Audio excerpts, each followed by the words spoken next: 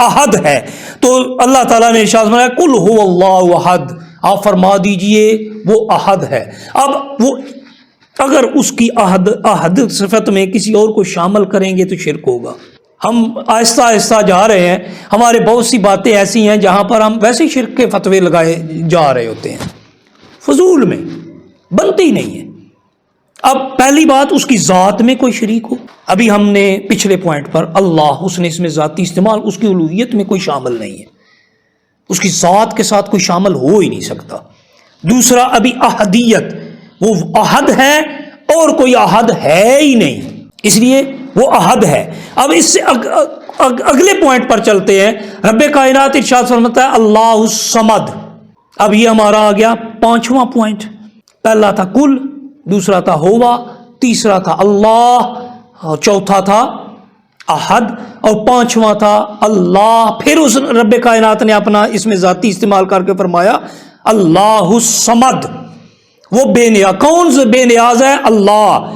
وہ ذاتی طور پر بے نیاز ہے، وہ ذات کے اعتبار سے ہی بے نیاز ہے، ہر لحاظ سے بے نیاز ہے. اب اس کی ذات کا کوئی بیٹا قرار دینا، بے نیاز ہے وہ بھائی، نہیں ہو سکتا، وہ اس سے بے نیاز ہے. اب اس کی ذات کے اندر کسی اور کو شامل کر لینا، نہیں، وہ بے نیاز ہے. اس کی عبادت میں کسی کو شامل کر لینا، بے نیاز ہے بھائی. اس کے مد مقابل کسی کو کھڑا کر دینا، نہیں، وہ اس سے بھی بے نیاز ہے.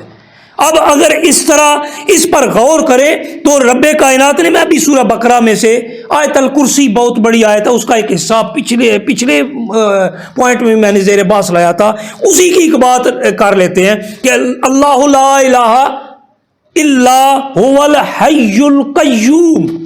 وہ حی ہے، وہ قیوم ہے، وہ زندہ ہے، اور زندہ ہونے میں اس کے کسی کا محتاج نہیں ہے، وہ بے نیاز ہے.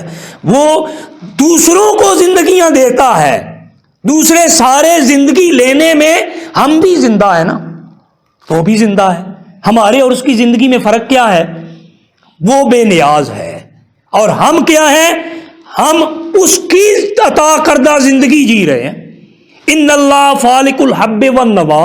رب کائنات وہ ہے جو دانے کو بھی اور گٹھلی کو بھی پھاڑ کر، کسی میں ہمت ہے تو کھجور کی گٹھلی لے نا، اس میں سے پودا پھاڑ کے نکال کے دکھا دے.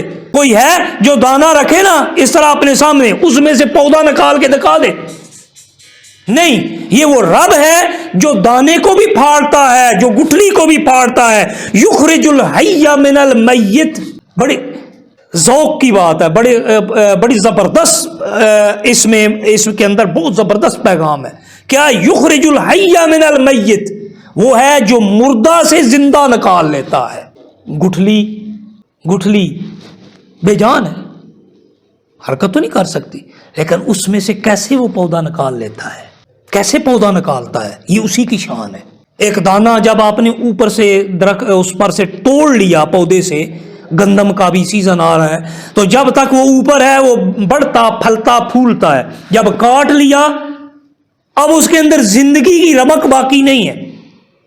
لیکن جب اسے رب کی بارگاہ میں پیش کر دیا اس کے اوپر ایمان رکھتے ہوئے، اگر کوئی کہے نا کہ میں نے کھاد ڈالی تھی، میں نے محنت کی تھی، میں نے بیج ڈالا، میں نے ہل چلایا، سب کچھ کیا، پانی دیا، سب سارے کام میں نے کیے اور اس کی وجہ سے دانا ہوگا، نہ نہ نہ نہ، اس کی وجہ سے دانا نہیں ہوگا. اس کو اگانے والی ذات کوئی اور ہے.